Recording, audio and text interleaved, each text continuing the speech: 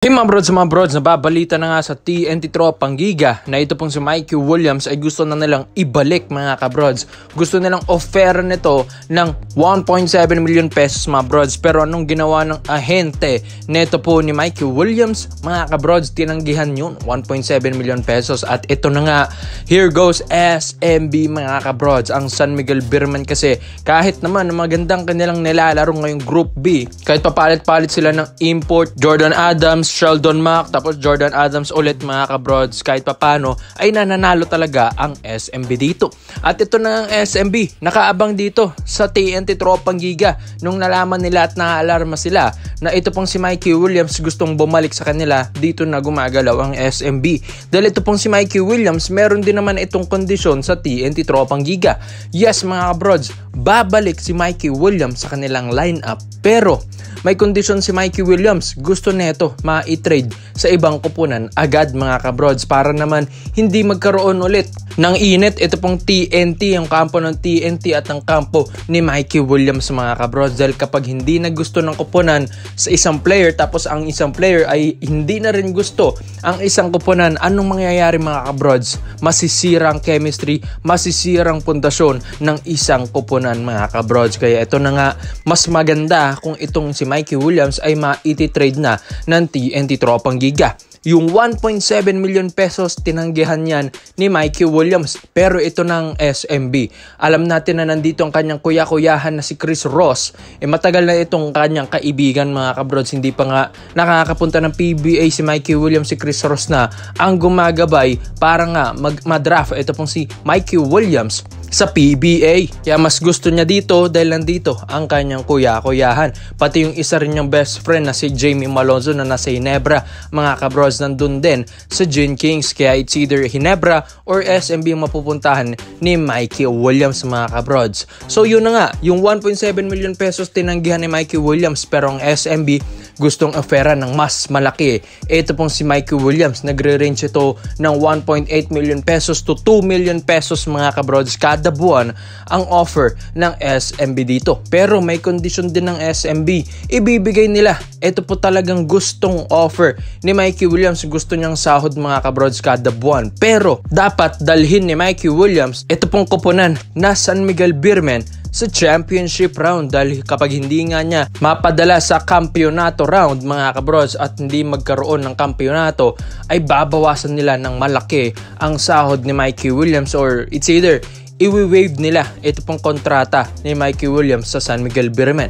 So win-win situation lang ito mga kabrods. Bibigyan ka ng malaking kontrata, malaking pera kada buwan, malaking sahuran, pero dalhin mo rin yung isang kupunan sa championship mga kabrods para naman win-win situation. Mas maganda kung ganito mga kabrods. Sa TNT and si Mikey Williams siguro hindi nagkakaintindihan dito. Ang TNT kasi walang kondisyon kay Mikey Williams. Si Mikey Williams lang palaging may kondisyon. Siya ang palaging nasusunod na a-under na yung kanyang kupunan. Kaya kailangan ay pukpukin si Mikey Williams para naman mga kabrods deserve niya yung inihingi niyang sahod kada buwan mga kabrods, dahil malaki-laki yun. Import na sahuran na yung mga ganyang sahod mga kabrods na ibibigay ng SMB kay Mikey Williams. Kaya kailangan patunayan ni Mikey Williams na sumasahod talaga siya ng 2 million pesos kada buwan para naman ay ito magtagal siya sa SMB. And yun nga yung attitude din niya. So syempre alam din naman natin yung kakayahan ng isang Mikey Williams para ka talagang merong import sa iyong kupunan. Skill set nito talagang malakas mga brods, ala NBA. Ang kalibre rin nito mga brods, hindi rin basta-basta. So dito naman po tayo sa kabilang balita naman natin mga kabrods, at alam naman natin na ito pong si Isaac Go ay na-injured nga mga brods. Ngayon ay naghahanap ng big man ito pong Barangay Ginebra San Miguel. So parehas sila ng injury ni Christian Stonehordinger mga brods, ni injury rin na. Pero ito nga ay pinaplano na ng Barangay Ginebra San Miguel na ibalik nila ito pong si Stonehordinger mga kabrods, dahil alam naman natin si C-Stand ay mas worthy nga ito kaysa kay Isaac Go. Nakita nila yan nung ito pong si Go ay talagang hindi na makapag-adjust at ilang numbers lang din ang naiaambag ambag na ito, puro single digit lang mga kabrods. At napaisip na ito pong si Boss Alfrancis Chua na parang hindi nga talaga siya fit dito sa sistema ng Barangay Ginebra San Miguel. Mas fit nga ito pong si C-Stand.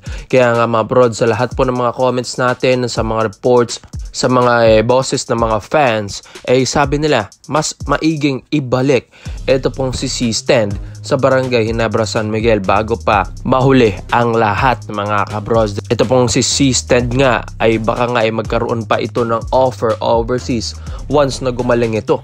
And may mga reports din tayo mga kabros na ito pong si C-Stand kapag ito'y gumaling na, ito'y nakaabang na sa Barangay Ginebra San Miguel dahil ito pong Ginebra ay gusto nilang gumaling agad. Ito pong si Stone Hordinger. Tapos kapag gumaling na yan ang mga kabrods ay hihintayin din nila ito pong si Isaac Go na gumaling din. Once na gumaling na ito pong dalawang player na ito, dito nila iti-trade ito pong dalawa. Kumbaga one-on-one trade na naman ang mangyayari mga kabrods. Akala kasi nila magkiklik yung isang Isaac Go. Dahil sa Terra Firma Jeep, ang ganda kasi ng pinapakita doon ni Isaac Go mga kabrods kahit papano may tres, may laro sa ilalim, lahat kayang-kaya niya mga bros. Kaya akala nila ay ganun din yung gagawin niya sa Ginebra, yun pala hindi mga kabrods. Mas iba kasi yung sistema ni Coach Tim Cone kaysa sa sistema ng Terra Firma Jeep. Duel ito pang si C-Stand, debut game pa lang niya sa Terra Firma Jeep, nagpakilala na siya. Kaya kayang-kaya niyang gumawa talaga at buhatin yung isang kupunan mga kabrods. How much more kapag mapunta pa siya sa kupunan na mas malakas yung lineup na ngayon. Dahil itong Ginebra mas maganda ng lineup ngayon kaysa sa dati. Kaso nga lang nandyan pa yung mga injured list natin like Malonzo, Jeremiah Gray.